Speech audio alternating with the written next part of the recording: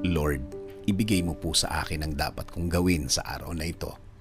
Lord, thank you for this day. Thank you for another day. Alam ko na marami na namang opportunity ang darating sa araw na ito. Alam kong darating na ang pagkakataon na inaantay ko, Lord. Panginoon, bigyan mo ako ng direksyon ngayong araw. Bigyan mo ako ng guide sa kung ano ang aking gagawin.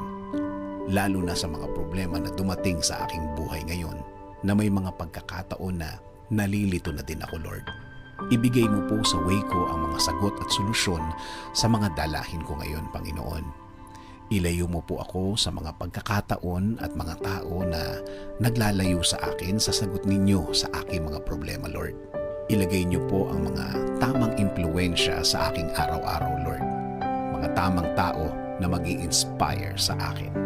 Mas magbibigay ng mga paliwanag tungkol po sa buhay at lalong-lalo na sa inyong presensya.